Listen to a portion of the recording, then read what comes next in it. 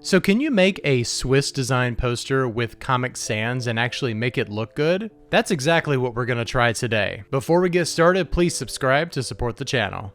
Okay, so my first thought for this video was to make the entire poster as a Swiss design poster, complete with the elements and the typography with Helvetica or something similar, and at the last second, change it to Comic Sans. The problem with that is that it's kind of cheating. See, what we're going to be doing is laying down type, and if I were to start with Helvetica and then switch over to Comic Sans, then I would be editing something that's already been refined to look good. And since Helvetica and Comic Sans are completely different fonts, we need to actually start from the beginning with Comic Sans instead of Helvetica. So that's exactly what we're going to do. I'm going to go over here to my Swiss grid, and we're going to copy all of our guides over here and paste it right in here.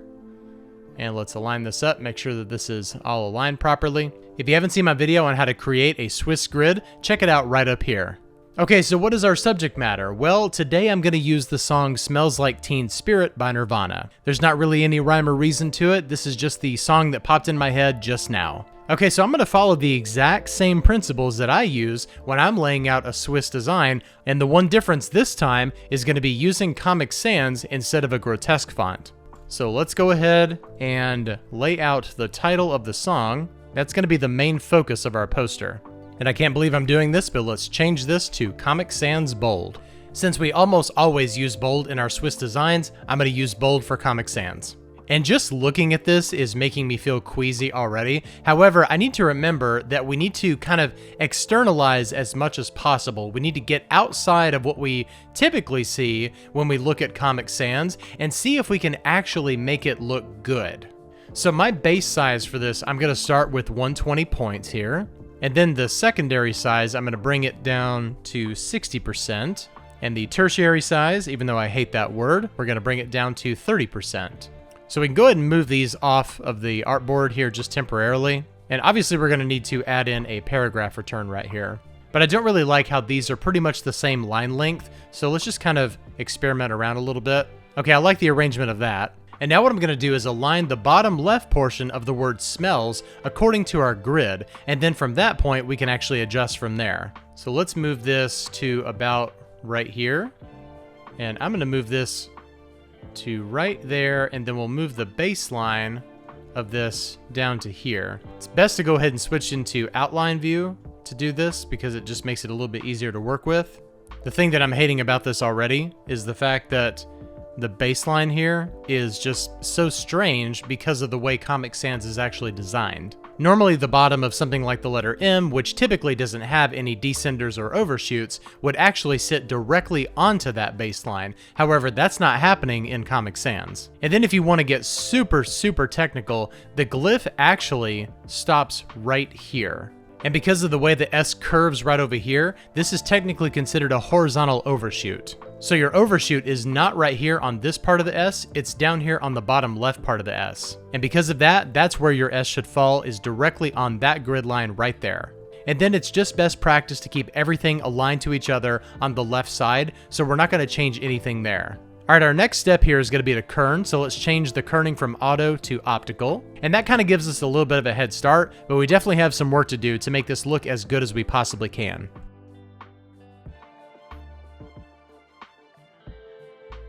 Okay, one thing that I will say is this. One of the weaknesses of Comic Sans is in its default kerning. I'm not going to say that Comic Sans is the next Helvetica, but one thing that I will say is that when it's kerned properly, it looks a lot better than its default state. Alright, so for the leading, we actually got pretty lucky right here. The top part of this line, the baseline sits right here.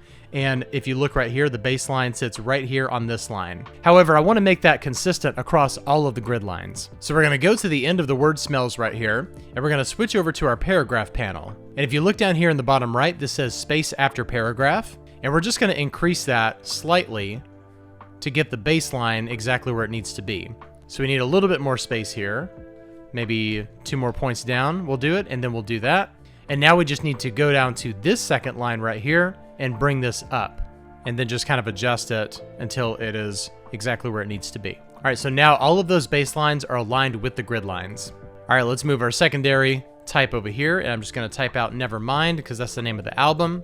And I think that for the grid, we will bring this down to right here on this side. That way it's giving us one full gutter between these two blocks of type right here. So it ends with this gutter, and then there's one gutter in between, and then we go down to the next gutter. Okay, now we will align the baseline of this right here, and then I'm just gonna say that our horizontal overshoot will be right there where that grid line is. And technically it's an undershoot because it's not actually touching that grid line. All right, let's go ahead and kern this. All right, with proper kerning, it actually doesn't look too bad. It looks a little bit closer to something that you would see in custom typography rather than just laying down the default Comic Sans with the default kerning. And I know that's gonna be interpreted as this is Jason's new favorite font. Okay, now we're gonna put Nirvana down here, and let's put it at the bottom, and we'll do the same thing that we did earlier, just align that to the baseline there, and then align this to that grid line. And let's go ahead and kern this. And then let's put a little bit of block of text at the bottom. I'm just gonna go from there to there because I want to avoid those gutters. And we'll leave the font size the same as the Nirvana down here, but we obviously need to change the leading. And then this is typically what I like to do for the leading. I type in 21.6, which is our font size, and then I type in times 150%. And a lot of that really is opinion based, and depending on the font, you can change that. I just find that 150% gives really good spacing in between the lines. And I'm just gonna paste in some type here that I had AI generate for me. And now we'll go in and kern this.